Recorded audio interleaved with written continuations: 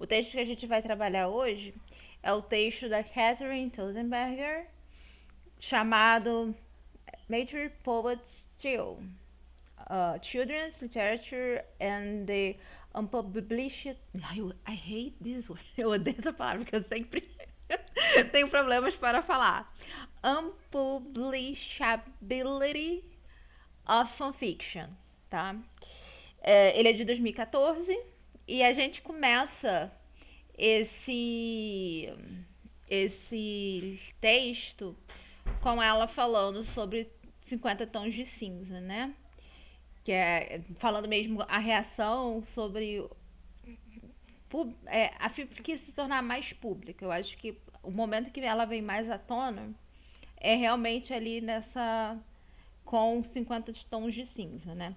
E desde então, de tempos em tempos, a mídia descobre fique de novo e vão falando, vão falando. Enfim. É... Alguém quer falar alguma coisa sobre em relação à questão dos 50 tons de cinza com fanfiction? Tá de boa? Não? Ok.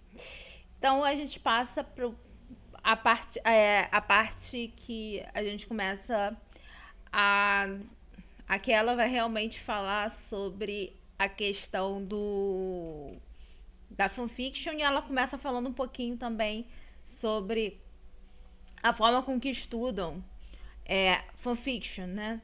Que aí eles durante esse período ali de 2014, que é quando ela tá começando, que ela tá escrevendo esse texto, que ela publica esse texto, né? É quando a nossa disciplina, né, o que estudos de fãs começa já a olhar a fanfiction não mais com aquele aspecto tão social, mas também começa a encarar aquilo ali numa parte mais artística, né? Então, e não necessariamente a fanfiction, mas diversas outras produções de fãs também. Então não tem só essa cara de, olha esse artefato social. Eles vão olhar mais também com essa cara um pouco mais de é, de algo criativo, né? Bom, é, aí ela vai discutir um pouco sobre a questão da impossibilidade da publicação, né, da fanfiction, que aí a gente vai entrar ali, né, da fanfiction como um gendered genre, né, que é um gênero que que ele é generificado, né, é um gênero que é generificado. Por quê? Por conta de que ele é associado com a figura feminina, né? Na verdade, eu até pulei um pouquinho antes isso, que antes de a gente falar um pouco disso, o que ela fala, eu esqueci de comentar sobre a questão da literatura crossover, porque ela vai fazer, né? Ela vai falar toda ali, ela traz a questão ela traz ali a questão, a Catherine, ela vai trazer a questão de como a fanfiction, ela não dá para se publicar a fanfiction, né? E aí ela fala um pouco sobre a questão de como ela vai focar no fandom de Harry Potter, e ela até fala que é por conta do alcance que teve o texto do Harry, né, do Harry Potter, né, tanto por ser. Aí ela vai comentar sobre a tal da literatura crossover, que eu achei interessante. Não é literatura, não seria realmente literatura, seria eu acho que ela utiliza ficção crossover. É esse o termo que ela utiliza. Que é basicamente aquele livro que começa, que é uma que ele vai ter duas ou mais gerações ali como sucesso, né? No caso, você teve um sucesso entre adolescentes e crianças com Harry Potter e adultos também, né? Então, o fandom do Harry Potter, ele anda por ali, o que faz com que particularize muito, né, a questão dessa cara do fandom, né? Então ele vai ser peculiar em relação a outras coisas, porque você vai trazer, né, a presença do adolescente para dentro do fandom, que até então não tinha. Porque quando a gente. O que a gente fala, né? E que eu já falei 500 mil vezes nas nossas reuniões nos últimos 2 anos. Fandom é um lugar de adulto, sempre foi, desde sua concepção, né? Eram mulheres da. Começou com mulheres fazendo as revistas, né? De Star Trek, né? A maior parte delas mulheres, né? Com o fandom como a gente conhece hoje, basicamente, então vem delas. Então, assim, quando chegam esses adolescentes e na internet, então vai mudar a cara do fandom. O fandom vai passar pela primeira grande transformação, né? Porque você vai ter aquele momento ali nos anos 90 que é a migração. A gente meio que já comentou isso. Kaela, corrija se eu estou errada, mas a gente já leu um texto que a gente falava exatamente desse processo de imigração, não falou? Eu acho que a gente fez sim, né? Já. A gente já falou tanto em outros textos, né? Porque sempre faz esse resgate que a gente acaba se repetindo, né? Pra quem tá aqui desde o início já tá de saco cheio da gente, mas né, vamos lá. E aí, quando tem ali nos anos 90 você vai ter né, essa mudança do pessoal saindo da zine, das fanzines e indo pra internet.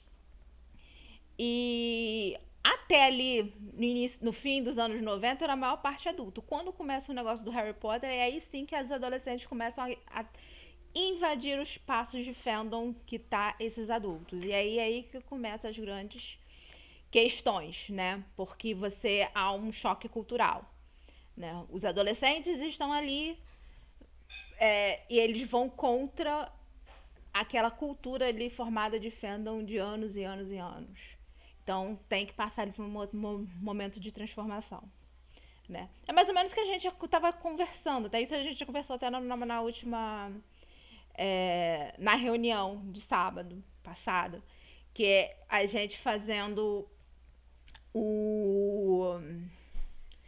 Ai meu Deus, eu esqueci. A gente meio que reclamando de como são os fãs de hoje, os mais novos, né? De certas atitudes. Apesar de que assim, a gente também entra na conclusão que como o fandom mudou após a pandemia, né? Porque ingressou umas pessoas que não são realmente do meio.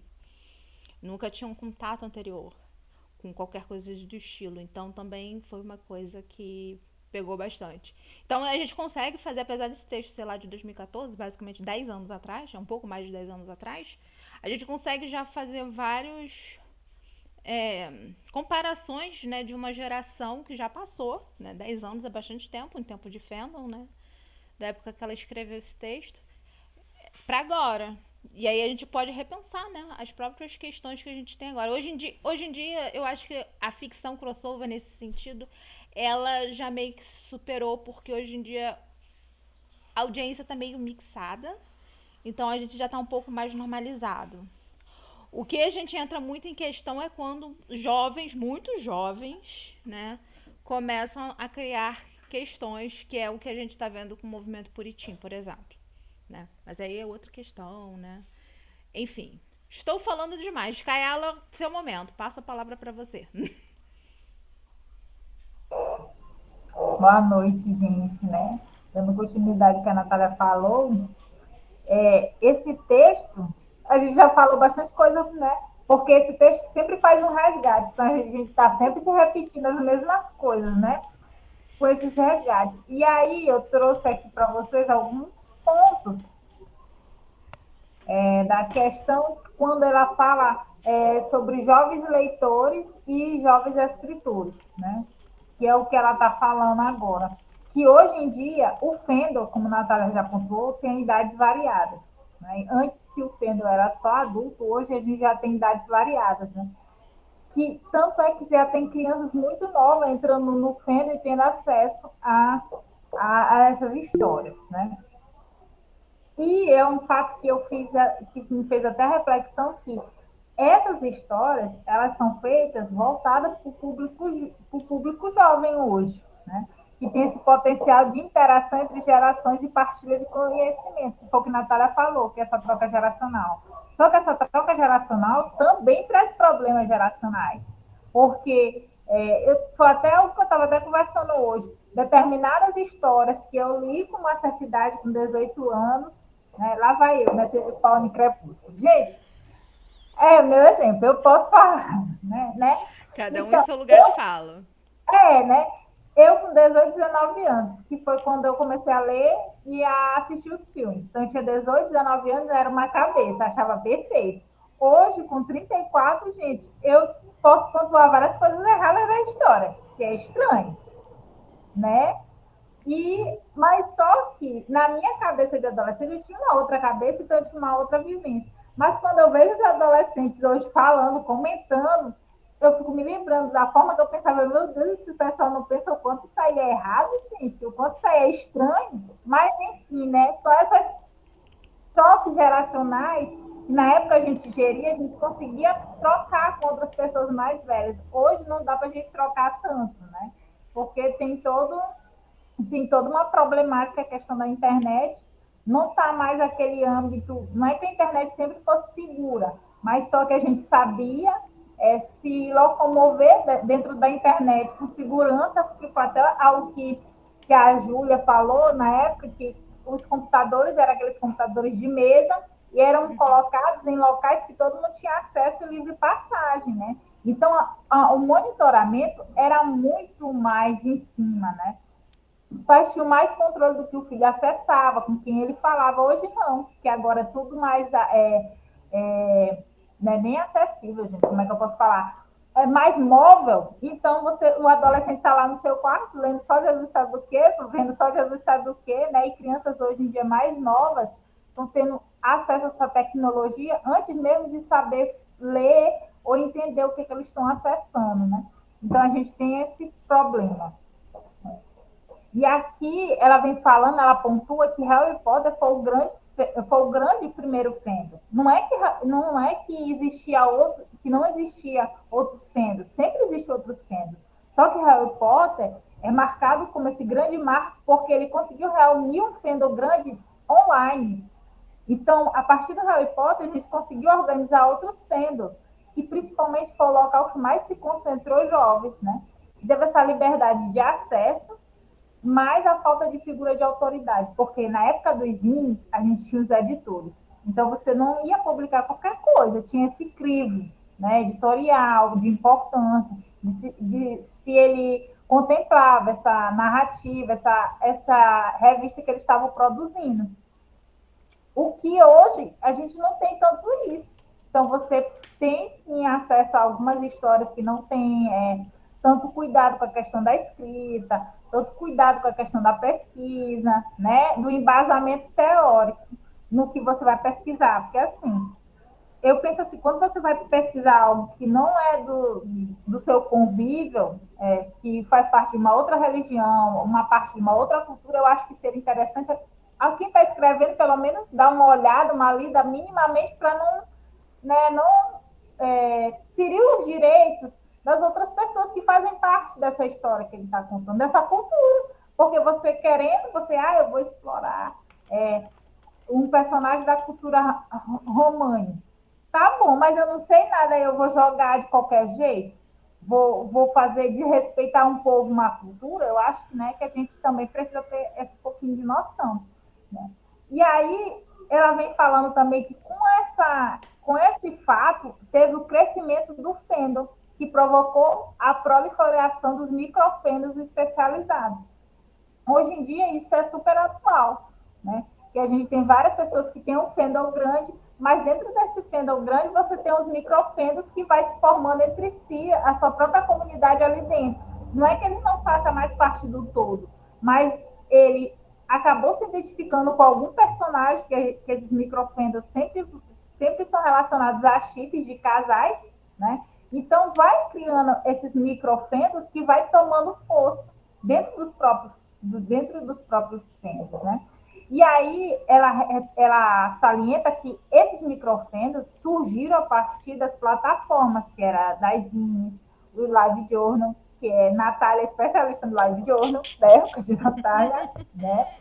E o Tumblr. Então, essas plataformas permitiram interpretações do cânone e preferências de gêneros, assim como autores individuais. Então, os microfandoms, eles permitiam que as pessoas pegassem esse canon, tivesse, além do canon, tivesse uma preferência de gênero. Ah, eu vou só de uma história só de aventura, ou literatura fantástica.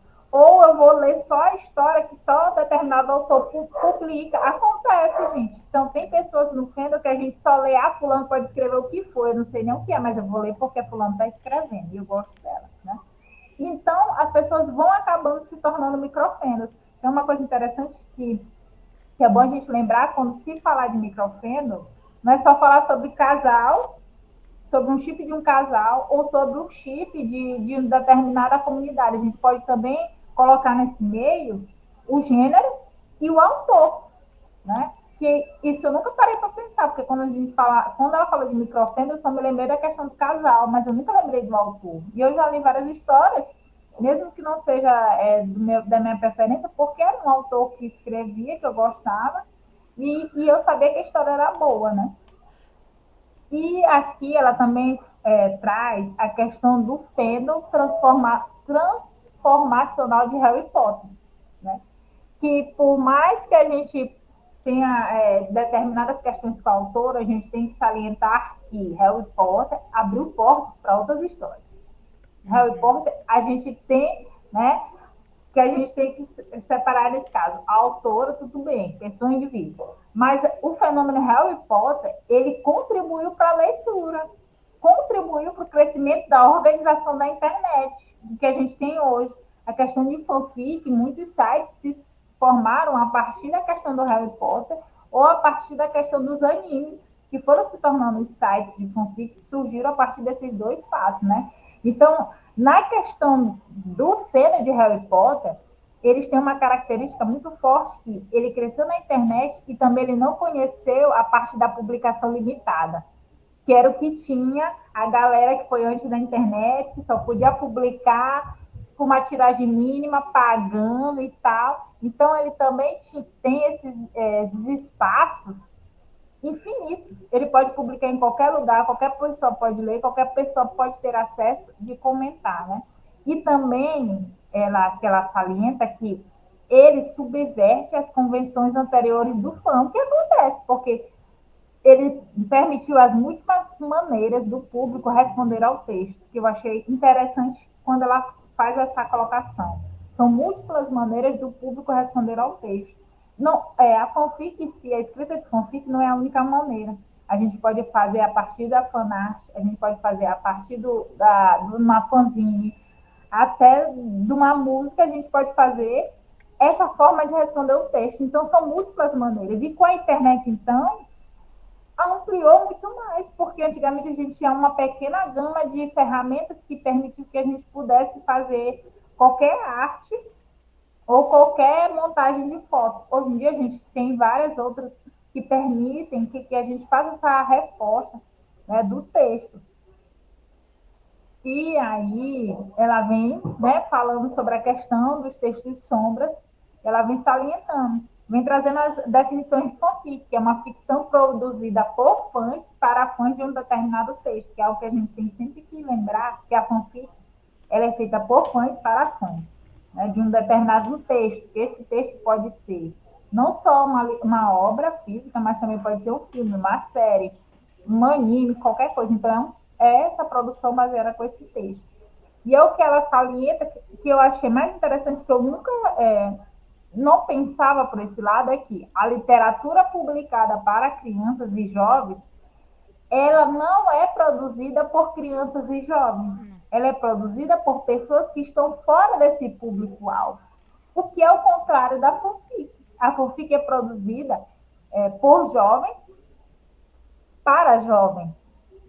E mesmo que seja grande parte produzida por pessoas que já têm uma certa idade, 20 e poucos anos, 30 e poucos anos, a gente consegue ainda ter essa linguagem, porque a gente já está há muito tempo nessa caminhada, então a gente ainda consegue ter essa linguagem para esse público.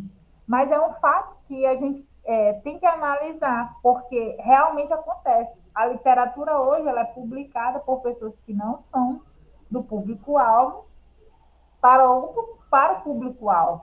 né? E esse é o diferencial da Fonfic, que a gente publica, são jovens publicando para jovens, né? E aqui, o que eu acho... Pode falar, Nath. Antes mesmo que a gente vá para essa parte que você está falando que é importante, de uma certa forma, não é bem tão ligado a isso, mas é retomando um pouquinho só que em relação à questão do transformacional e o afirmativo, que a gente. Que também acaba caindo um pouco nisso, porque eu penso o seguinte: o, o que vai ser publicado, principalmente quando a gente está pensando ali naquela época, a maior parte pelo menos assim, o que dá pra gente lembrar, principalmente quando a gente tá pensando em fantasia, a gente tá pensando, durante muito tempo, a maior parte eram homens publicando, até mesmo que fosse pra criança. Tu não tinha uma grande figura feminina, né? Pelo menos assim, nos mais conhecidos, por exemplo. Né? Então, tu já começa por aí as questões. Mas, né, a maior parte da literatura, qualquer uma, né, essa é uma grande questão, né? Enfim. Mas aí, o que eu acho que também a gente tem que pensar, que é uma coisa que também ajuda a refletir quando a gente está pensando nessa mudança de o adolescente ter um espaço para ele poder falar das suas próprias experiências, né? Através ali da ficção, é também pensar um pouco a vivência também de quais adolescentes que vão estar dentro. Porque esses adolescentes que vão estar ali vão ser mulheres, né, meninas, vão ser meninas adolescentes. E quando você tiver a presença de um homem, provavelmente ele vai ser um homem ali que está vivendo numa esfera queer. Ele vai estar tendo uma experiência queer. É muito mais provável. Menino hétero, eu acho, pelo menos assim, nas minhas vivências daquela época, a gente quase não via. E quando a gente sabia de um que era, a gente ficava, você é um menino? Sério? Era bem assim. Então assim, reflete muito isso. Então, isso daí você vai pro transformacional, como ela coloca no texto. Isso eu cheguei a falar quando a gente estava na última reunião, né? Que essa discussão, ela não é. Ela se transpõe depois pro Tumblr, mas ela vai ter uma outra roupagem. Não vai ser transformacional e afirmacional. Vai ser a curatorial ou coletiva, ou a transformativa, né? Que aí é bem paralelo com o que a gente pega pelo próprio nome do...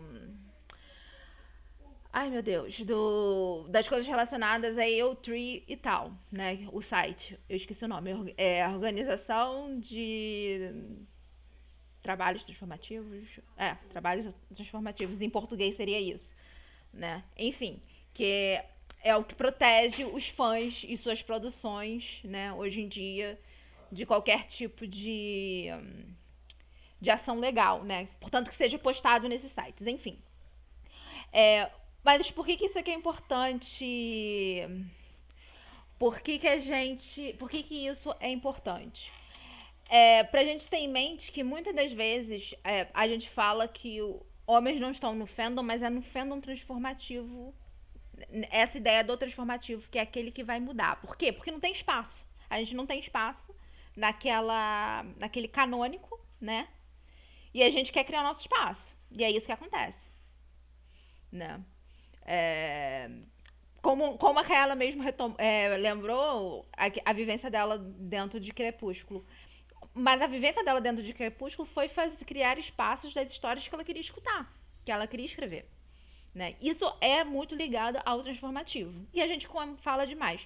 E aí você tem o curatorial, ou coletivo, né? O coletivo não, o colecionador, que é essa ideia do fandom que é ligado ao masculino. Porque é aquele que a importância é você coletar dados. E aí coletar dados é uma 500 mil coisas. Pode ser. Aí a gente, quando tá falando de coletar dados, a gente tá falando de informações sobre o que é, não saber, tipo, praticamente se você sentar ali, a pessoa é uma enciclopédia de fatos. Isso é muito perfil masculino. Tanto é que a gente tem muita problema, se você for ver, assim, falando assim, em relação de. Porque quando a gente vê muito nesses podcasts dos homens falando assim, mas a mulher não é realmente nerd, aí a gente tem que testar, né? Quando eu tô falando de homens assim, eu tô falando, né, daquela figura que a gente conhece muito bem. E aí eles começam a ficar perguntando para testar o nível de conhecimento, se conhece mesmo ou não. Além de não saber que é um chato, isso mostra o perfil, porque a única coisa que ele consegue fazer ali no instante é ele ser uma grande esponja de conhecimento sobre o canon. E é isso. Ele não transforma. Às vezes você vê uma pessoa falando, sei lá, vários fatos de Star Wars, por exemplo, mas não passa um neurônio crítico na cabeça dessa criatura para perceber que aquilo ali é uma metáfora para fascismo e nazismo. E aí diz que Star Wars nunca foi político, né? Enfim, são essas questões. E isso é muito característico do fandom curatorial, né? Então, esse tipo de conversa a gente não tinha muito. Se você pegasse os textos, né? Mais ou menos dessa época da Catherine, que a Catherine publicou isso, não era muito uma coisa muito falada. E até hoje não é muito, né? Porque a gente foca muito, o estudos de fãs, ele vai focar muito nos objetos, digamos assim, vai focar na fanfic, vai focar no fanvídeo, vai focar em várias coisas e essas relações, assim, elas não ficam muito bem exploradas. E é uma questão que tem que ser explorada também, né? Nossa, falei demais, gente, pelo amor de Deus. Foi até algo que a mesma autora ela salientou, ela que acho que foi até um ponto que eu botei aqui, eu nem lembro. Onde foi que ela salientou que o fandom era a maioria era das mulheres, visto para mulheres. E o homem, quando estava dentro do fandom, ele era visto como um homem desajustado. Né? A autora pontua isso. E é algo que a gente já viu em outros textos também, que quando o homem estava dentro do fandom, ele era visto como uma masculinidade frágil e era desajustado, né? Porque o fandom não seria necessariamente para os homens, tá? Nessa visão mais para as mulheres, né? Tinha muito essa perspectiva. Não que essa perspectiva tenha mudado muito, mas assim, eu acho que hoje em dia você coloca mais um homem numa categoria de queer do que outra. Que também, assim, você for pensar a questão do significado da palavra queer, é outra coisa, né? Peraí. Pode falar, Laís. Oi, gente, eu não sabia se era só para colocar nos comentários ou se eu tinha que também colocar na mão, mas eu fiz os dois, viu? Só que o meu comentário que eu tô pedindo pra dar fila tá lá no início. Mas eu gostei bastante desse texto, para poder falar a verdade. Eu tirei algumas coisinhas aqui pro meu mestrado, que vai ajudar a complementar. Mas tem uma parte, inclusive concordo plenamente com o que vocês disseram, tudo isso aí que vocês falaram. Até dei umas comentadas no chatzinho. E aí o que eu gostei desse texto é porque ele deu assim um argumento que foi logo no iníciozinho do artigo. Ele poderia assim, ele simplesmente falou tudo que ele tinha que falar ali, resumiu em um parágrafozinho ali, metade de um parágrafo, mas depois ele continuou para poder provar ainda mais o ponto dele, né? Que dela, meu Deus do céu, é a cabeça. Minha cabeça tava falando de um, tava pensando em outro autor, mas enfim. A Tossenberger, não sei explicar, não sei falar o nome dela, desculpa, né? Mas tenho, acho que na página 5 aqui, eu tô aqui com o textinho, ela tem uma parte que ela fala que existe uma diferença entre as qualidades literárias da fanfic e de uma literatura tradicional. Por quê? Porque na fanfiction tem muitos conhecimentos específicos, o que faz com que ele seja mais atrativo para a gente que é fã e seja praticamente incompreensível para quem é de fora do fandom, né? E aí, enquanto eu tava lendo isso, automaticamente me veio aquele meme que o pessoal, que agora as editoras elas estão sempre colocando as tropes, as tropos dizendo assim, porque são enemies to lovers, porque eles são um é alfa e outro é ômega. Gente, isso dentro de um contexto editorial tradicional, para mim, não funciona e não quer dizer nadinha. Mas quando eu estou lendo fanfiction, isso, inclusive, eu filtro nessas coisas. Tipo, só tinha uma cama. É ali que eu vou. Eles adotam eu só vejo as gays, né? Então também tem esse contexto. Mas eu gostei que já no início ela deixou claro que é por isso que a literatura da fanfiction ela tem um outro teor. E é legal pensar também que foi colocado que no início esse teor, toda essa criação da fanfiction foi antes de uma era tecnológica. Antes de uma era tecnológica acessível para todo mundo. Então, a maior parte desses textos, elas eram, tipo assim, imprimia e aí saía distribuindo entre os fãs e tudo mais, e assim se criava a comunidade, depois se conversava sobre isso. Quando chegou a internet, eu acredito que teve essa adaptação, essa dificuldade de adaptação de quem só pegava a coisa mais impressa e depois estava tentando se ajustar a ver no computador em si. Teve também o fato de que você teve essa literatura que eu não gosto de falar, não vou falar o nome porque eu tenho muito ranço da pessoa, né? A gente já sabe aqui que todo mundo tem de ranço, né? Mas enfim, querendo ou não, foi um divisor de água porque foi uma literatura considerada infantil, que pegou muito público infanto-juvenil, que querendo ou não, é o público que se adapta à tecnologia com muita facilidade. Então, isso foi. Então, realmente faz sentido que esse tenha sido talvez não o primeiro, mas o que realmente abriu as portas para a gente ter agora esse material online. Nossa, assim, eu não tenho muita coisa a acrescentar, né? Porque vocês falaram basicamente tudo que eu penso, né?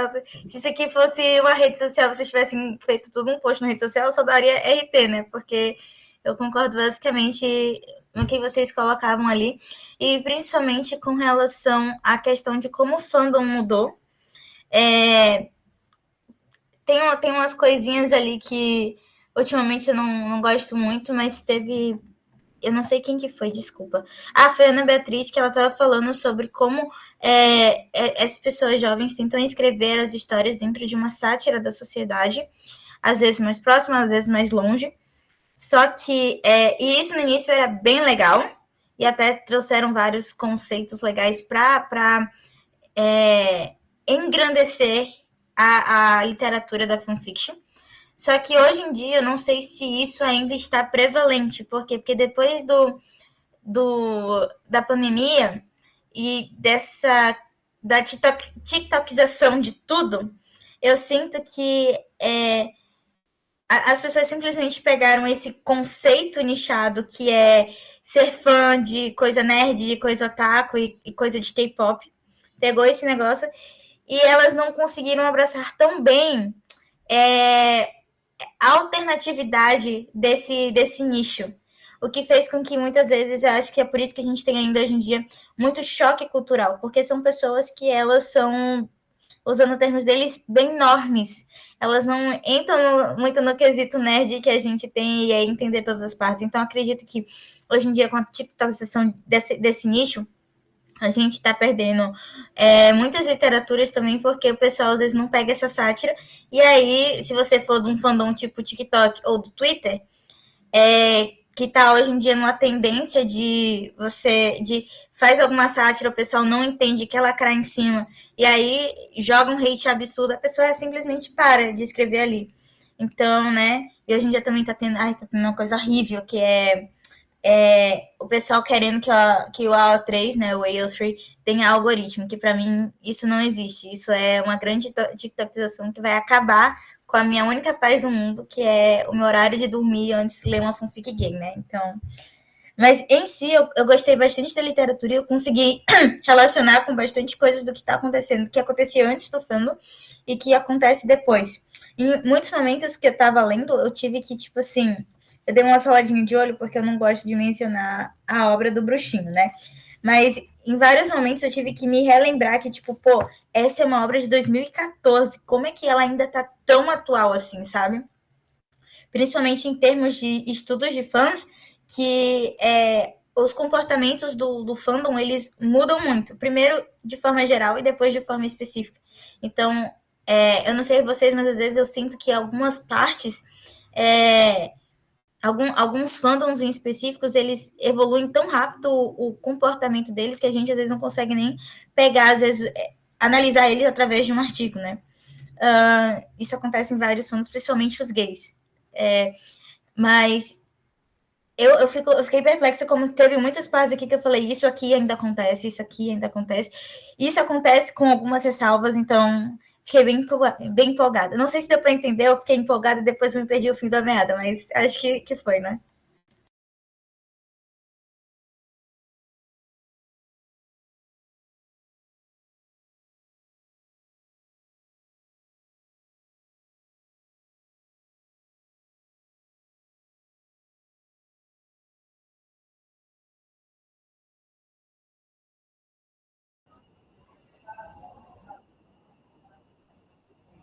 Tá.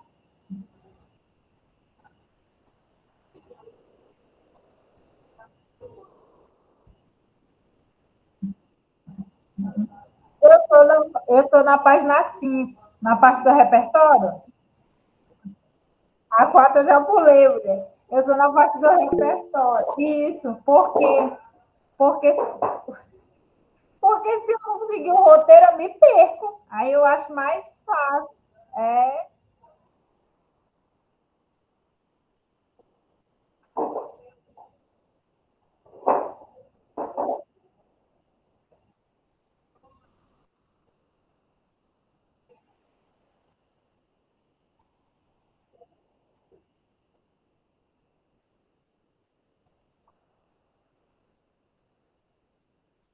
Uhum, isso. É.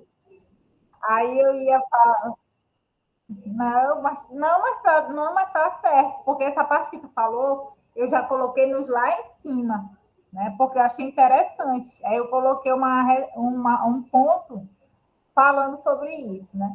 E aí, voltando, essa parte dos textos sombra, que é uma parte que ela fala aqui, o repertório exigido de um leitor de fanfic, ele é o texto original no qual o fandom se baseia. Uma coisa que eu sempre bato na tecla aqui, o leitor de fanfic, ele é um leitor que vai além do leitor comum que a gente tem. Por quê? Porque ele é crítico, ele é criativo. Não que os outros leitores não sejam. Só que o leitor de fanfic ele é muito crítico e ele vê além da obra em si. Então, ele consegue detectar pontos que ele vê, olha, isso aqui não faz sentido, ou isso aqui faria o sentido de outra forma, ou que tal esse personagem, o que ele poderia fazer em determinada situação. Eu acho que ele não reagiria assim. Então, o leitor de fanfic, ele nunca vai terminar no ponto final. Não tem ponto final para uma pessoa que vai ler fanfic e escrever fanfic. Principalmente para quem escreve fanfic. Porque para ele o ponto final vai ser sempre uma interrogação, né? Então, texto sombra de qualquer fanfic, ela faz essa complementação é que ele é a partir do feno, que é a história da teorização, que é que a gente começa a criar as nossas teorias malucas, que só a gente tem essas teorias, e vai somar mais a interpretação. Para você criar uma teoria, você precisa de uma interpretação, gente. Não é aquela leitura rasa que a gente tem hoje em dia de Instagram e companhia. Você precisa ler, você precisa refletir. Aquele momento que você pega o livro, abre o livro, lê, fecha e, meu Deus, eu não acredito que fulano fez isso, ou eu não acredito sobre determinada situação. Então, é essa questão da interpretação. Então, ele vai, a partir desse feno, que é a história da teorização, mas a interpretação, mais a fanfic, né, em si, que pode ser uma fanfic anterior, porque a gente sempre vai escrever algo, vai utilizar como base algo que a gente leu, ou que a gente já leu, pode ser um livro, ou pode ser uma fanfic. E a falta dessa fanfic em si, você também pode utilizar como uma inspiração para escrever. Uma falta de um determinado personagem, uma história sobre um determinado personagem. Ou então a visão desse determinado personagem vai te estimular a escrever. E ela também fala aqui, esses 3 pontos, aliado à ampla aceitação, porque não adianta você escrever e postar, se não tiver essa ampla aceitação. Você pode até postar, mas a ampla aceitação vai permitir que você tenha esse reconhecimento dentro do fandom, que é aquele reconhecimento que não é monetário. É aquele reconhecimento que, para a gente, que faz parte do fandom, é muito maior do que dinheiro. Não que vai dizer que ela está pregando que nos precisa de dinheiro. Claro que se precisa, gente. Ninguém vai viver de brisa, né? E nem de luz e sombra. Então, é um reconhecimento que, para a gente, é maior do que dinheiro, né? Ser reconhecido dentro do fandom. Ah, fulano... Ah, eu quero ler uma história sobre determinado personagem. Ah, é fulano. Fulano escreve muito bem sobre determinado personagem. Acontece, né? Dentro do fandom, a gente já tem pessoas que, quando a gente quer ler sobre determinado casal, determinado personagem, a gente já sabe quem indicar, porque essa pessoa escreve tão bem que a gente leva como verdade para si o que ela colocou, né? E aqui, ela salienta que fanfic ela brinca com a consciência dos leitores usando reconhecimento prévio, ou seja, a gente vai brincar com essa consciência dos leitores usando nosso conhecimento das nossas vivências e também das nossas próprias produções artísticas, que a gente vai utilizar as nossas vivências para criar isso, né? Essa história ou uma fanart, né? Ela não funciona como uma expressão de poder sobre um público inexperiente, mas como um recurso literário, usando mediante a experiência do público. Então, a gente vai utilizar esse recurso literário a partir da nossa experiência. Eu nunca vou escrever ou vou colocar uma experiência que vai além do público ao qual eu estou classificando essa história, gente, né? Eu não vou escrever uma história que tem vários gatilhos e não vou colocar na categoria que determina essa história. Eu não vou colocar um aviso, né? E aqui ela também coloca aqui, não existem intermediários adultos. O que acontece, realmente, a gente não tem intermediários adultos dentro da escrita de fanfic, porque as nossas ideias vão constituir representações apropriadas de adolescentes. São anseios de adolescentes, porque, como ela falou, são escritos para adolescentes, né? E ela também faz essa ressalva, que eu já até falei antes, né, da questão da literatura infantil, que são gêneros e padrões definidos por pessoas que não fazem parte do público-alvo, assim como a nossa categorização, que a categorização das fanfics são totalmente diferentes das categorizações, ou palavra difícil, categorizações que existem no campo literário, gente. Essa classificação, vou falar classificação, porque senão não vai sair. A classificação que existe dos livros é diferente da classificação que eu uso para fazer numa biblioteca, porque o que o pessoal do campo de publicação acredita que seja um livro para infanto juvenil, lá no meu local de trabalho, na minha biblioteca, eu acredito que seja para um público infantil. Então, a minha classificação muda. Assim como acontece na questão das fanfics. A classificação que eu entendo como escritor, que é uma X, o sistema pode ser que entenda que é Y.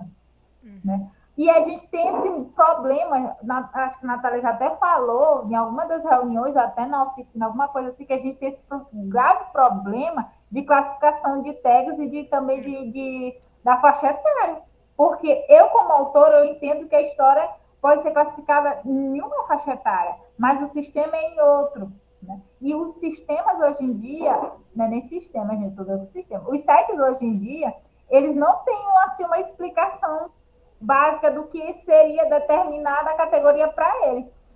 Uma mudança que eu achei muito interessante que foi no Plus Fanfiction, que agora, quando tu vai classificar a história, em qual categoria, já tem a listagem assim, tem livre, tal, e vem embaixo do nome da categoria, vem descrevendo o que é que tem que ter. Então, isso ajuda muita pessoa. Eu achei muito interessante, que aí livre vem dizer, olha, livre é para todas as idades, pode conter tal coisa. É mais de 18 anos, contém isso, cena tal. E aí você, como autor, você já vai se classificar. Ah, não, a minha história tem tal coisa. Então, não é essa categoria que eu estava pensando. Então, já ajuda a gente a fazer essa categorização mais correta, né? E aqui ela vem falando que os textos radicais para crianças e jovens adultos, eles não exigem o mesmo tipo de leitores passivos que os convencionais. Então, ela classifica as fanfics como esse texto radical. Essas produções de fãs são textos radicais mesmo, porque vai contra o mercado, né, que a gente fala, e também contra essa produção que a gente tem. Agora eu vou para o ponto 4, Natália. Tu A quer que eu fanfic faça como esse? literatura. Tu quer que eu faça Pode esse? ser, Tá. pode ser. Bom, gente, agora a gente vai pra parte que é praticamente o coração do texto, né? Que é a fanfiction como literatura. Ai, saudades da Júlia, não tá aqui pra gente fazer aquela ela fazer aquela ótima descrição do Arcôntico. Sobre Arcôntico e Rex. Não, gente, perfeito. E a gente perdeu o áudio. Eu estou indignada. Enfim, depois eu vou falar pra ela fazer um só pra eu postar. É, mas, enfim, quando ela chega ali na parte que tá falando sobre a literatura, a gente vai ter ali que ela vai ela vai começar a descrever como ela constrói a questão dela de ver qual é a, vamos botar assim, muito entre aspas, vertente. Na verdade é uma vertente, né? A forma como que ela vê. Ela percebe, uma das primeiras coisas, deixa eu ver aqui qual é a parte que ela vai falar. Assim, logo no início, obviamente, ela vai ali mencionando a questão da intertextualidade, né? Da fanfiction em si, né? Que aí essa história, essa questão, ela utiliza a recursividade. Para mim, assim, vou repetir, né, um pouco do que isso que eu já tinha falado antes, mas antes de eu adentrar mais esse texto dela, quando eu vi a escolha dela para recursividade, eu sempre achei que estava muito mais ligada à explicação linguística, porque você tem essa noção de recursividade como o termo, né, na linguística, né? O termo que retoma um outro termo já mencionado anteriormente. E aí você tem. A língua ela automaticamente tem essa capacidade, né? De você sempre ter um termo que retoma outro, para sempre você conseguir a continuidade do texto. Então eu achei que ela estava muito refletindo, pensando nesse tipo de processo, que faria muito sentido. E aí ela explicou melhor quando ela traz a questão do livro do Neldman. É Neldman o nome do cara? Eu acho que é. Que aí explica que é retomando uma mesma coisa, uma história, os personagens de uma outra história, né? E aí ela fala, e aí ela explica a razão de que por que ela prefere. A gente já viu anteriormente, né? Lá em. Foi julho, Caialo? Não lembro. Julho ou foi agosto que a gente leu Arcôntico? Acho que foi julho, né? Foi julho. Foi julho. Então, Lá em julho a gente fez a leitura do texto da Abigail de Rachel sobre fanfic como literatura arcôntica. Não sei se todo mundo aqui lembra o que seria a literatura arcôntica, mas assim, de uma forma mega fácil de entender, basicamente é quando a gente tem. A ideia é que você. Quando se cria um texto, quando se tem assim um texto original, tá? Vamos dizer assim, ele automaticamente cria uma pasta, tá? E aí, logo, qualquer texto que seja relacionado a esse texto, ele vai entrar nessa pasta também. Ele nunca vai ter fim. Essa é a ideia. Um texto nunca tem fim. E o que é adicionado a ele não é. Por exemplo, imagina só. Emma da Jane Austen. Aí tu bota lá o Emma, a gente pensa como um texto fonte, porque ele teoricamente é onde tudo começou. Mas todos os textos ligados a Emma, por exemplo, Patricinha de Beverly Hills, entra na pasta, porque é uma adaptação da Emma. Aquela novela da Globo, Orgulho e Paixão. Orgulho e Paixão, eu acho que é. Orgulho e Paixão, que menciona as personagens que é sobre as personagens da Jane Austen de forma abrasileirada. Entra também porque inclui as personagens da Emma. Emma Proved, que é uma web series atual da Emma. Série da BBC, FIC, as diversas fics que tem. Tudo isso ela vai entrar nesse arquivo, né? Porque ele vai vir da teoria de Jacques Derrida. E não tem uma hierarquia. E aí, quando você pensa em hierarquia, não é só de que quem veio primeiro.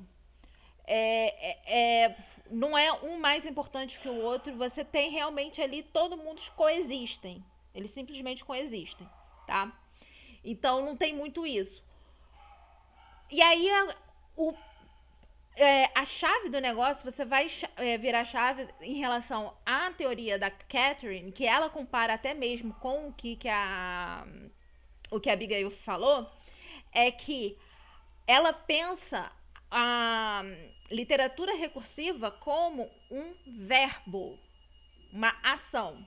E aí a gente pode pensar o seguinte, que a escolha dela de utilizar o ser recursivo e falar que é uma ação, porque ela está ali descrevendo essa retomada, enquanto a forma com que a Abigail entende a fanfiction, ela fica uma coisa muito mais...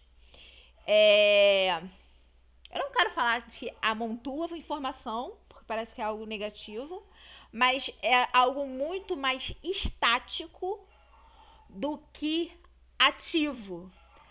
E o ser ativo é a diferença, porque a nossa percepção, quando a gente se você está no campo de estudos de fãs, a ideia principal do porquê que a gente estuda fãs é a questão do o fã não ser uma pessoa da audiência passiva, que simplesmente assiste, aceita e acabou e foi embora. Ah, gostei muito, legal, e foi embora.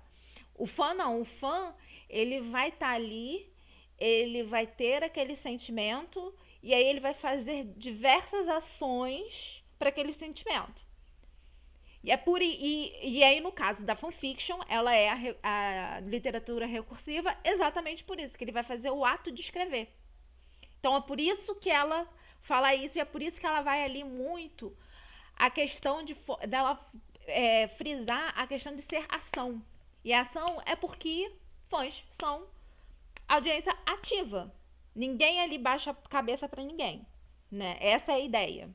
Né? Não existe esse amém porque você escreveu o texto original. É muito mais tipo, ninguém se importa. Who cares? Agora é do público. É aquela ideia. A partir do momento que você publicou, a história não é mais sua. Agora a história é do público. E o público faz com ela o que quiser. E esse quem quiser, no caso, são os fãs, né, na maior parte do tempo. Então a questão da literatura recursiva, quando ela fala, é muito voltada para isso e ela é o oposto da história, da questão do arcôntico, exatamente porque o arcôntico remete a algo estático, que é amontoar no mesmo local informação, né? Não acho que... Assim, concordo em certos pontos. Acho interessante a perspectiva dela, mas eu ainda sou muito atrelada à percepção da Abigail Derecho. Enfim. Mas tipo assim, a gente tá pegando aqui uma das principais, tá? Mas tem diversas formas como a gente vê a vertente. Eu não sei se esse ano a gente ainda vai ter mais um pra falar de vertente de fic, mas tem outras. Não, eu acho que o último, em dezembro a gente tem um que que a gente vai olhar mais para uma vertente mais voltada pro relacionado a afeto, que a gente nunca fala, né? Em relação ao afeto, né? Então a gente vai ter uma outra diferente, tá? Alguém levantou a mão na fila aqui? Alguém botou fila? Não, ninguém colocou fila. Kayala, pode fazer a próxima? Posso, né? Aqui o último ponto que ela fala é sobre um tesouro que nunca terá de partilhar, que é a questão das fanfics, né? Que podem ou não ser publicadas, né? Que a gente vem debatendo e hoje em dia é algo que a gente está vivendo real mesmo. Várias fanfics estão sendo publicadas. E aí ela vem trazendo a questão da literatura recursiva, que é o que a Natália já falou, a gente já viu falando aqui, que depende de um leitor familiarizado com o texto ao qual se refere. Ou seja, esse leitor, ele precisa estar familiarizado, que foi algo até que eu falei na reunião passada, que quando a gente vai ler fanfic, a gente já está familiarizado aos personagens, ao enredo, à temática. Então, o autor em si, ele não precisa fazer aquele resumo todo, contar toda aquela história, aquela encheção de linguiça para situar a gente, porque a gente já sabe. Então, a gente só vai atrás, ele já escreve o ponto que nos interessa. Ao contrário dos livros atuais. Quando você vai fazer essas adaptações, você vai ter que colocar uma história, né? Você não pode mais não pode ir direto ao ponto, porque você vai mudar os personagens. Muitas vezes você vai mudar os nomes dos personagens, vai mudar as características, vai mudar tudo aquilo da obra que vai caracterizar ela como derivada de outra, né? Para que você não seja preso. Eu adoro salientar que é preso, galera. É respondido porque as pessoas têm medo. E elas têm medo de ficar copiando os outros, porque ninguém quer ir para a cadeia. Mas, enfim, então o autor ele vai ter toda essa responsabilidade de fazer essa edição. Então, a partir do momento que você faz essa edição, você transforma o seu trabalho. Então, ele vai deixar de ser uma fanfic para se tornar uma outra obra em si. Pode até ser, foi inspirado em fulano, tudo bem, que hoje em dia ninguém escreve nada inédito. Você vai escrever algo inspirado em outro. Ninguém que vem com essa história de, eu vou escrever algo inédito. Não. Você vai escrever algo que vai ser baseado nas suas vivências e leituras. Então, com certeza alguém já escreveu a ideia. Que até algo que nossa própria legislação fala que cópia é algo, direito autoral, ele fala muito nisso, nessa questão, que protege a questão de copiar ipsilite. Então, vai copiar o que está no papel. As ideias, não protege as ideias, porque as ideias, qualquer pessoa pode ter uma ideia parecida. Ele vai proteger a obra escrita em si. Quantas histórias de vampiro, de lobisomem e companhia a gente tem, gente? Inúmeras.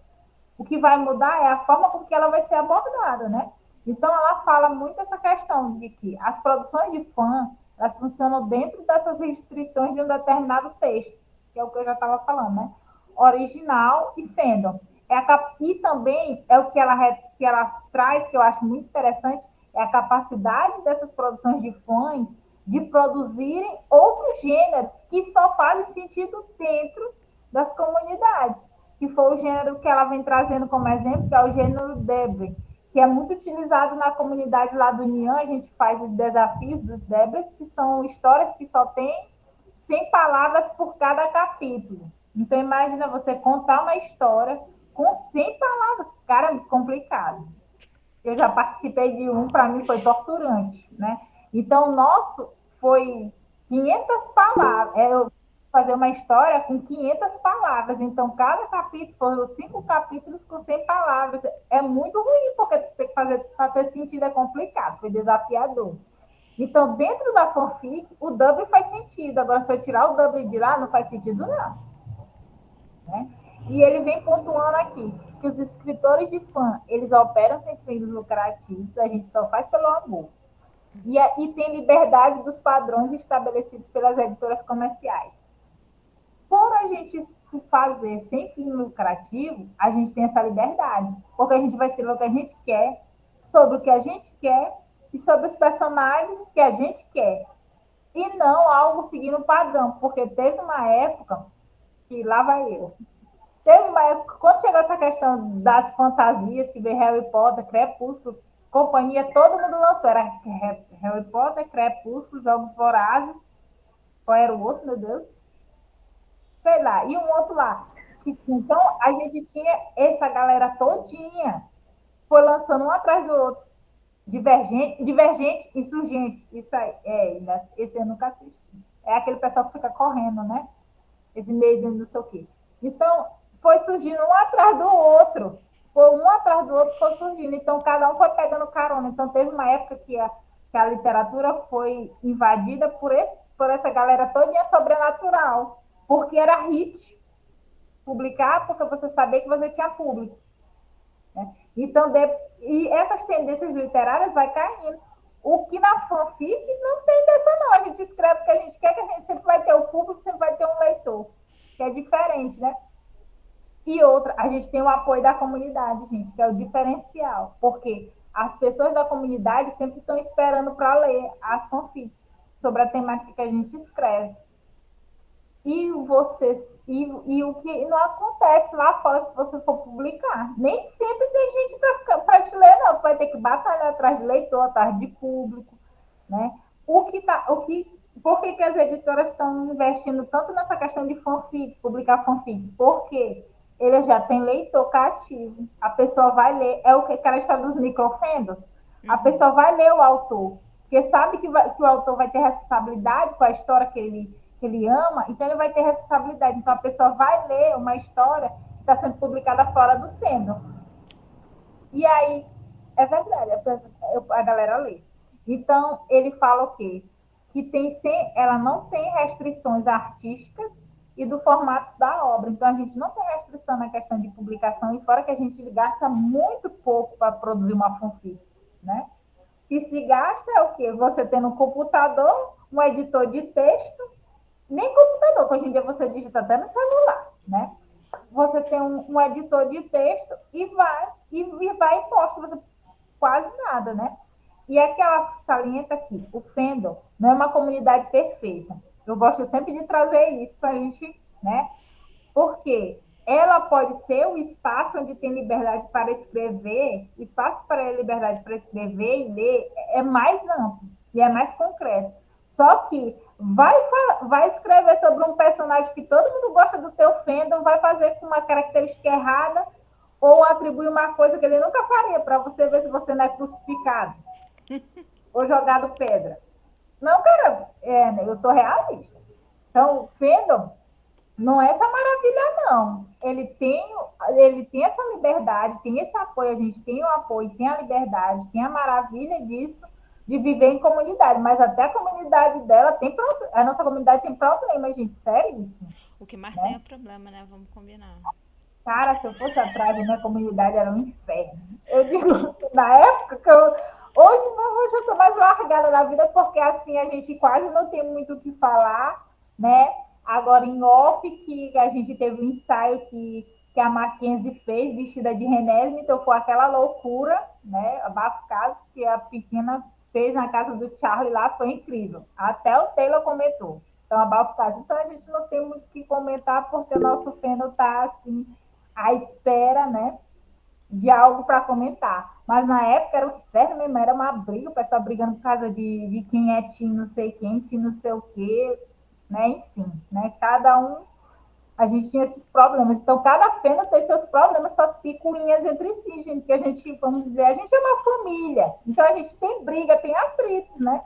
Então, sim, a gente tem que respeitar o espaço do coleguinha, mas às vezes tem umas brigas assim que a gente perde até a paciência, né? Eu prefiro nem me meter. Para não perder minha razão, meu réu primário. Né?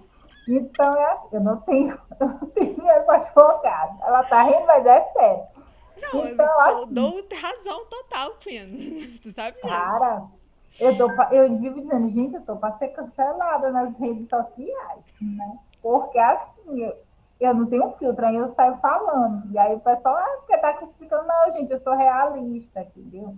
Eu acho assim, porque quando a pessoa quer estudar e tudo, legal e tal, mas eu acho que a pessoa tem que mostrar também esse lado negativo, porque senão, por exemplo, um professor, até mesmo um professor vai pegar a questão da fanfic para aplicar, né, com os adolescentes, para querer que eles conversem, para discutir com ele. Acha que tudo é maravilha, né? Não, gente, eu acho que a gente também tem que mostrar esse lado negativo, esse lado imperfeito, porque isso vai ajudar também a próximas pesquisas, porque pesquisa também não é tudo mil maravilhas, não é céu cor-de-rosa, não.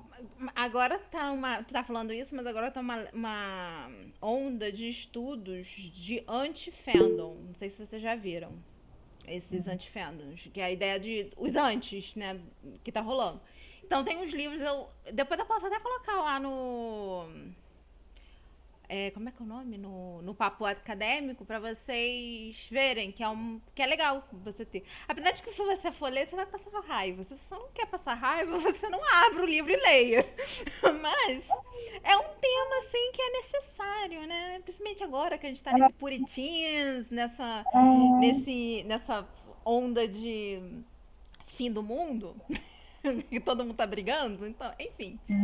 Esse- É algo que eu estava até dizendo para minha mãe hoje à tarde, Natália, falando, né? Porque as pessoas ficam crucificando aos outros porque ele é determinado gêneros e tal. Eu digo, gente, ó, as pessoas me falavam muito sobre Dark Fic, não sei o que, Dark Fic. Já tinha ouvido falar, mas nunca li. Aí eu digo, não, vou atrás. Aí eu pesquisei uma, tá legal. Comecei a ler, cara, não deu para mim, não. Caiala, eu não gostei. Eu, Caiala, mas não crucifico quem lê. Né? Eu quero que as pessoas leiam, não tô nem aí para o gênero. Bora ler, gente, né? Bora voltar pro texto. né? Mas assim, cada um tem seu gosto. Tem que respeitar e é isso. E eu acho que é isso, entendeu? Não é botar, porque minha leitura é melhor do que a tua. Não, gente, é por isso que a gente está nesse país desse jeito, que ninguém lê. Né? Mas, enfim, vamos voltar para o texto antes de eu ser cancelada. Né? Porque isso aí fica gravado. Né? Ainda tem tudo E gravado. aí, não, minha irmã, a gente tem que fazer uma edição. Ó, muito trabalho. Vai ficar tudo gravado, inclusive eu. O Neville tem que arrumar um advogado. Ai, gente, tá, voltando. Ao último ponto. Vamos lá, último ponto, né? Que aí ele vem falando que a fanfic, ela preenche esses espaços dentro do texto com histórias. Que é o que acontece, porque o cânone não tem desejo de explorar determinadas temáticas que a gente tem, né? Que fazem sucesso na nossa comunidade, porque as pessoas ficam perguntando, e aí, que vai acontecer a vida de fulano depois desse ponto final? Fulano foi para tal lugar? O que aconteceu? Então, esses são os nossos desejos que a gente fica implorando, se humilhando para o autor publicar, e o autor nem aí para a gente, né? E o que a gente vai atrás? A gente vai atrás de suprir essas necessidades, ou escrevendo, ou solicitando para outros autores que acontece, né? Na própria comunidade.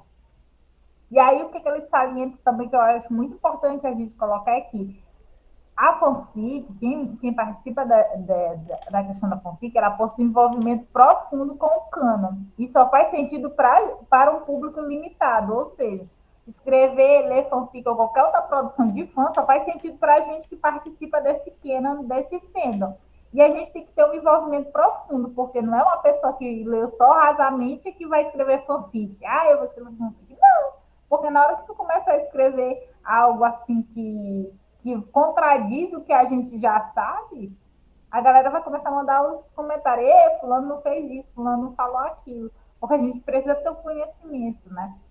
Eu tiro por mim. Eu, para me escrever minha fanfic, se é algo que eu não sei, eu vou pesquisar, se é alguma cultura que eu vou colocar, eu vou pesquisar, eu vou assistir vídeo, eu vou pesquisar, vou assistir vídeo, ou então se eu vou falar sobre determinado campo que eu escrevo, que é de Crepúsculo sobre a Lia, eu vou pesquisar. Então, fiz muita pesquisa. Eu praticamente li 2 vezes o Guia Ilustrado, porque lá no Guia Ilustrado tem características e coisas que não aparecem no livro. Né? O Guia Ilustrado, ele traz esse aporte, porque ele traz características que, para a gente na comunidade, eram perguntas que a gente tinha, mas os livros não supriam. Né? Então, o guia, para quem escreve fanfic, determinados personagens, ajuda muito, cara. Porque ele traz muitas coisas, formação, idade e tal. Eu fui dizer, meu Deus do céu, foi incrível o guia. Foi o melhor presente que ela poderia ter dado. Né? Foi melhor até do que aquele crepúsculo invertido, que aquilo ali é loucura. Enfim, né? Lá vai eu. Vamos para o último tópico? Você quer que eu fale o E último aí, ponto? ela vem trazendo a questão do canon, feno e a estética da restrição. Tá dando pra ser Não tá dando pra Não, ser. Não, é deve da ser o link, Natália. presença. Pera. Eu acho que ainda não liberou. Ué, não liberou? E eu Também acho que não. Deixa eu ver. 2 segundos. Deve ser que não Pode deve estar continuar, liberado. eu vou colocar aqui. Tá. E aí ela vem explicando a questão de novo, a questão dos microfendos, né? E ela vem falando no canon para ela, o canon vai inspirar os fãs a produzir novas obras. Porque o Kenan, para a gente da comunidade, nunca vai morrer, gente, porque ele está sempre vivo, ele está sempre sendo atualizado, porque sempre vem histórias novas introduzidas na nossa comunidade. Então, o fandom está sempre em movimento. E a fanfiction, ela fala que é livre, a gente tem a livre escolha para escolher quais elementos do texto original a gente submeterá ou não aos nossos desejos de reescrita. Então, a gente pode pegar qualquer ponto do texto e reescrever ou colocar ele em determinadas situações que não tem na história. A gente pode fazer isso. E é o que ela salienta como a resposta do leitor para os paradigmas de culturas industriais estabelecidas, né?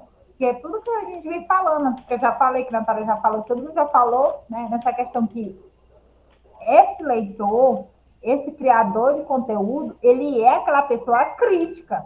Então, quando a gente vai associar essas produções de fãs, a gente tem que ser uma pessoa crítica que não é passiva, ela não vai ficar sentada, bom, não gostei do episódio, beleza, tá bom, fecho, vou esperar o próximo. Não, ela tem aquela revolta dentro dela e vai escrever e vai produzir.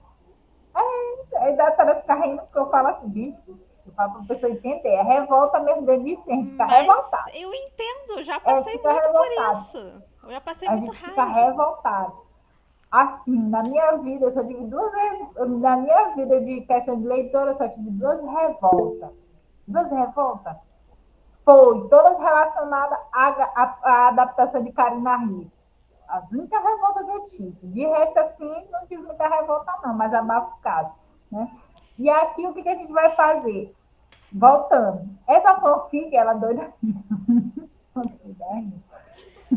Porque essa fanfic, ela permite que os jovens leitores falem por si, gente. Então, a fanfic, para a gente, é uma forma da gente se expressar, falar e mostrar o nosso descontentamento com determinado produto, com determinada história, né? E hoje, ela pontua aqui, os leitores podem encontrar um número enorme de histórias gratuitas que ampliam, exploram e desafiam as narrativas editoriais, que é verdade. Se você for comparar a atualização de fanfic com a atualização da editorial, mercado editorial, a fanfic vai ganhar, gente, porque todo tempo está tendo fanfic aí, né? Por exemplo, agora, no Spirit, no Plus Fanfiction está tendo o desafio de Halloween. Então, o desafio de Halloween começou em setembro e vai até dezembro.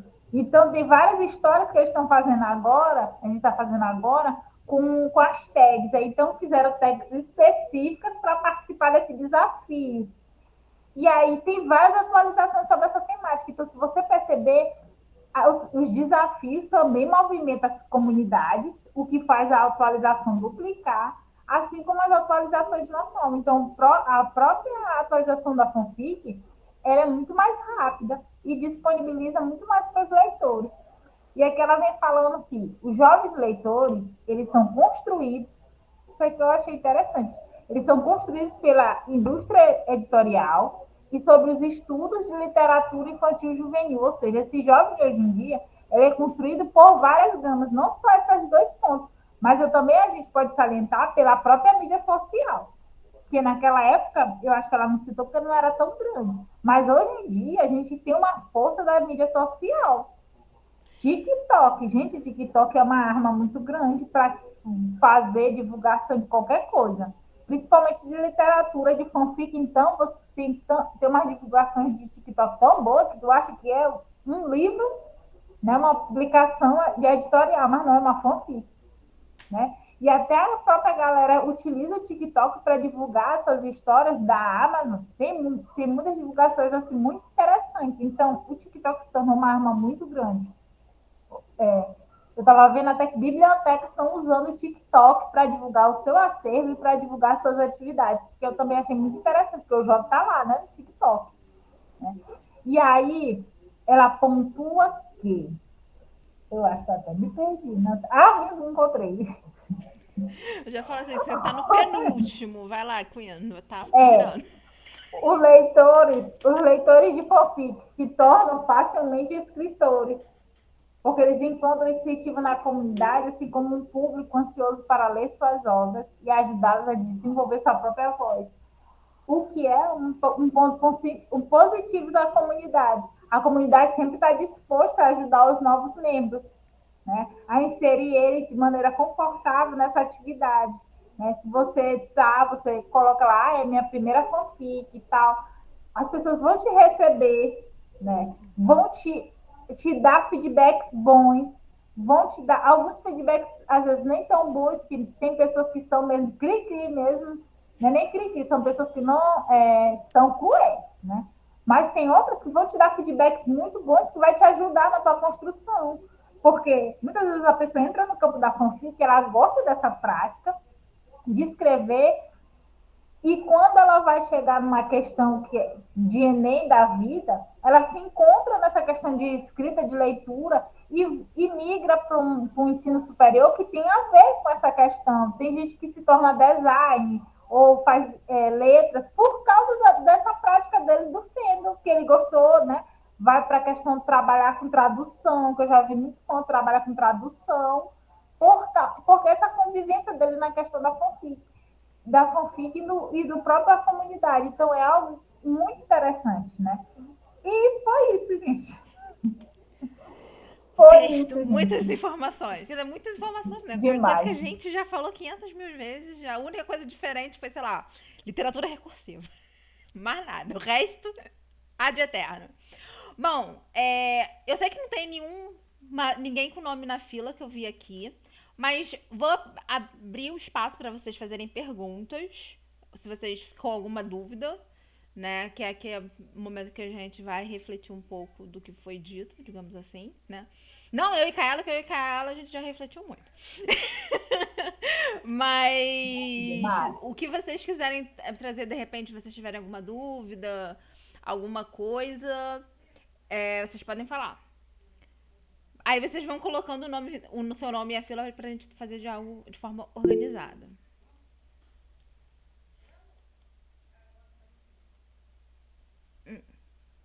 Vai, Laís. Eu tô só levantando minha mão antes, mas acho que só precisa comentar, né? Mas, cara, eu não tenho uma dúvida, mas eu gosto muito de comentar sobre essa questão do microfandom e como isso acabou fazendo com que realmente a gente tivesse mais estudos de fãs em cima disso, né? Tem um texto muito bom, esqueci o nome de quem que é agora, depois eu posso jogar lá no Papo Acadêmico, que fala justamente sobre essa questão de microfandom, e eu relacionei isso diretamente. Eles estavam falando, não sei quem eram os autores mais, mas enfim, de uma fanfiction no Tumblr, que era do fandom de Gravity Falls. E aí, dentro dessa fanfiction, ela é basicamente, não sei se vocês já assistiram Gravity Falls, mas ele é uma série da Disney, uma animação da Disney, que ela é sobre dois irmãos que são gêmeos, né, o Dipper e a Mabel, e eles estão passando o verão na casa do tio avô deles. Só que lá eles acabam encontrando um livro e descobrem que tem entidades espirituais no meio do caminho. Enfim, tem um episódio que o Dipper, ele acaba invocando o espírito maligno do Bill. E aí ele é possuído pelo espírito do Bill. Só que ninguém consegue notar mais ou menos ele. Não consegue notar muito bem ele que ele foi possuído. E a alma do Dipper fica ao redor tentando chamar a atenção do pessoal. Pois bem, criaram esta fanfiction, que era basicamente um universo alternativo onde o Dipper nunca deixa de ser possuído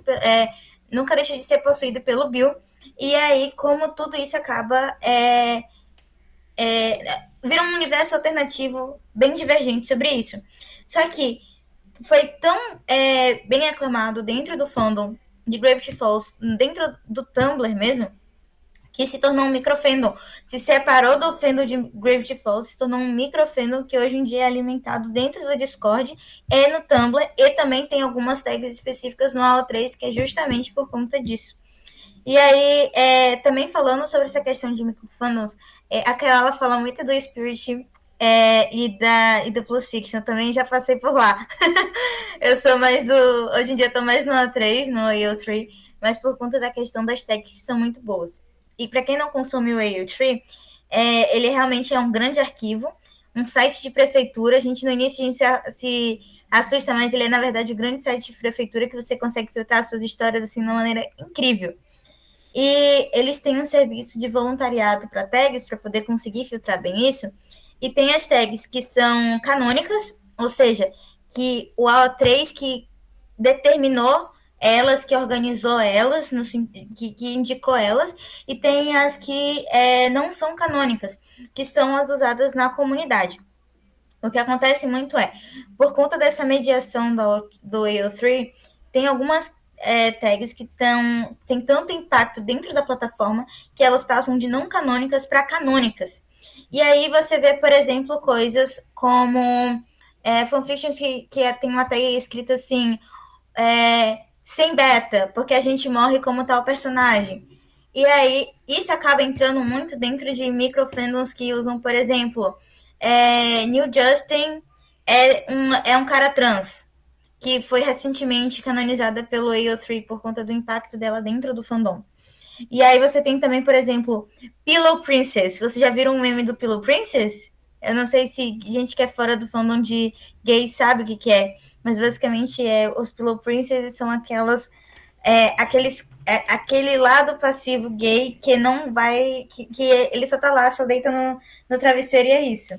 E aí, essa tag teve tanto impacto dentro das fanfictions, nas lésbicas também, desculpa, eu ainda tenho que ver mais Yuri, mas teve tanto impacto que, por exemplo, recentemente, na última atualização do AO3, eles canonizaram a tag Pillow Princess, eles canonizaram a tag No Pregnancy, que é sem gravidez, porque há um tremendo aqui com medo da gravidez na adolescência. O trauma impede coisa. Mas, enfim. E aí eu pensei muito nessa situação do microfandom, que ele também pode ser observado os impactos deles através disso. Eu vou deixar a Gabriela e a Juliana falar, porque agora eu tô animada para ver o que elas têm a falar sobre essa parte do microfandom. Mas, assim, eu super me empolgo aqui. Juliana, seu momento, pode falar.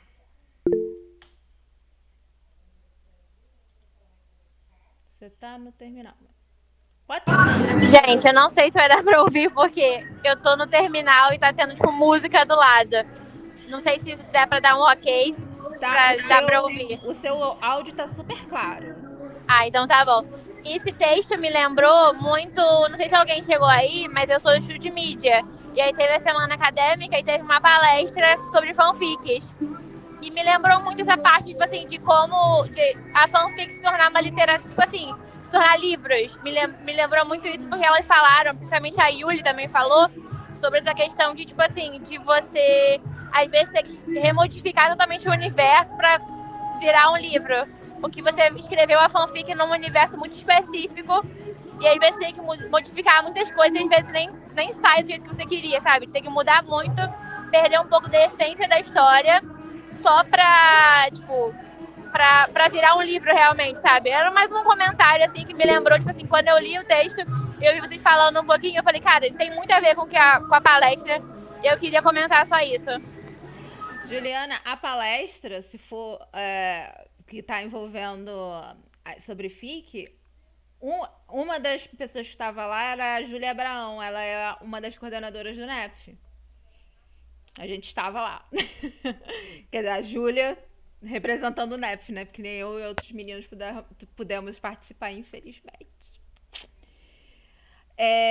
Gabi, meu amor, seu momento. Oi, minha linda. Então, puxando o que a Ju falou e o que o comecinho do texto sobre 50 tons de cinza, é que eu não sei se vocês são tão cronicamente online no Twitter, infelizmente, mas esses dias aconteceu um caos no fandom de Alchemized, que é aquela fanfic Dramione.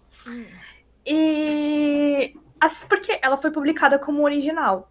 E teve uma menina que fez uma thread falando sobre a fanfic que eu achei interessante pra caramba, porque ela apontou algumas coisas que me deixavam desconfortáveis em relação à fanfic, mas eu não vou me adentrar isso porque esse fandom foi caótico no Twitter, mas o ponto é que algumas coisas não funcionam fora da fanfic porque a fanfic dá uma liberdade pra gente, porque a gente entende que naquele universo qualquer coisa é possível, porque fanfics permitem isso.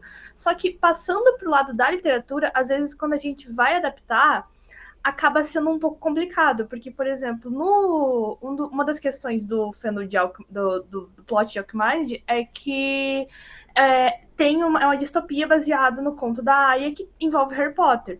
Então, acontece alguns gatilhos em relação à personagem principal com o personagem masculino principal. E isso não foi recebido de bom tom para o público leitor.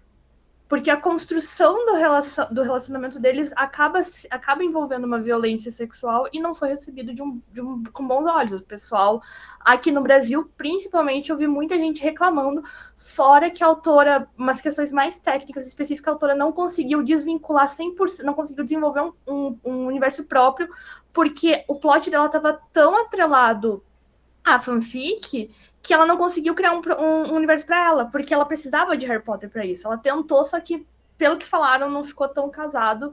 Então, esse é o meu momentinho só para falar que, às vezes, eu, sinceramente, preferia que as coisas só ficassem como fanfic, porque eu, particularmente, não gosto muito de adaptação de fanfic, salvo algumas exceções, mas é para mostrar também que a questão da fanfic, ela é uma coisa muito fechada numa bolha. E às vezes ela não consegue se sustentar fora dessa bolha porque a gente precisa da abertura da mente do fandom, porque aquele fandom vai ser receptivo para aquilo, porque aquele fandom está querendo consumir aquilo. E às vezes, quando você vai tentar lançar para o público externo vai fazer uma careta enorme e ou vai reclamar ou vai ridicularizar. Então, outros fandoms que também se sustentam muito na fanfic é Tudo Pelo Jogo, o All for the Game, que ele tem os livros, pelo que o pessoal fala, são meio ruins, assim, no quesito de desenvolvimento, mas o fandom das fanfics são maravilhosas. Eu nunca li os livros direito, li um só, mas os livros são maravilhosos. As fanfics são incríveis. Os Marotos também é outro exemplo. Enfim, gente, só queria trazer isso pro jogo porque me lembrou um pouco no decorrer da fala das meninas e o texto também remeteu a isso.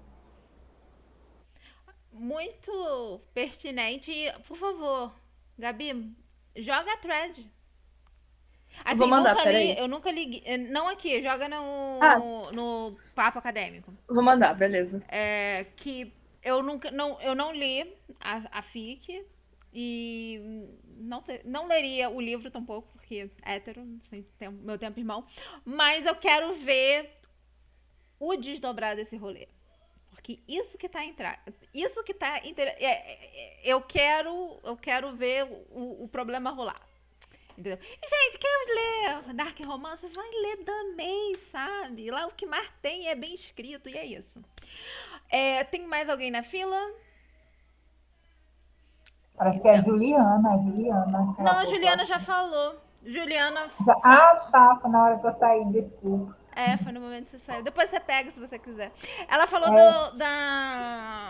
da questão daquele... Eu acho que eu cheguei a comentar lá no Conversa Fiada que ia ter uma participação da Júlia na semana de estudos de mídia da UF. Eu não sei, não lembro. Devo ter falado. Se eu não falei, então eu tô doida. Bom, como não tem mais ninguém na fila, últimos avisos. Mês que vem, eu não lembro quando é que vai ser a próxima aula. Deixa eu ver aqui. Obrigada, Gabi. Deixa eu ver aqui qual é. Seria 8/11. Eu acho que não vai rolar mais no dia 8/11. Eu vou ter que refazer. E aí eu vou avisar. Porque eu acho que eu não atualizei. Atualizei. Acho que não. Ai, problemas. 2 segundos que eu estou, assim, meio problemático. Que é o A Vanished Field of Value. Esse aqui é o texto da Hellickson, que vai falar da economia do... Não é economia do dom, eu esqueço o nome disso em português. Economia... Seria uma espécie de economia do presente. Isso daqui é uma... Da dádiva, né? Da dádiva. Economia da dádiva em português. Porque em inglês é gift economy. Aí, esse texto é um texto muito importante porque ele vai discutir uma das coisas da estrutura do fandom, que é isso da gente fazer essa troca. Então vai ser bem interessante, o texto é curto, tá? Então vai ser ótimo pra gente fazer. O outro que a gente... o outro é a questão que eu já tinha comentado, eu tinha falado disso no nosso outro... no início da outra reunião, sobre que esse mês, no final do semestre, a gente vai fazer a limpa, mas a limpa é em relação às pessoas que faltaram mais de... que não apareceram em 4 reuniões, a partir de 4 reuniões. Todo mundo que tem menos que isso, aí não ia estar no próximo semestre, tá? Mas eu botei um áudio, aí depois, se alguém tiver dúvida em relação a isso, me pergunta, tá? E é basicamente isso, gente. Vocês estão liberados. Qualquer coisa que vocês quiserem falar sobre esse texto, é só mandar conversa adicional lá no Papo Acadêmico, que a gente faz uma segunda discussão, tá? Então, gente, vocês estão liberados. Vão aproveitar a vida de vocês. Porque fim de semana, e Dia das Bruxas. Beijo, meu dia, gente. Dos parabéns pra mim. Tchau, tchau, gente. Tchau, gente. Boa noite. Beijos. Boa noite, gente.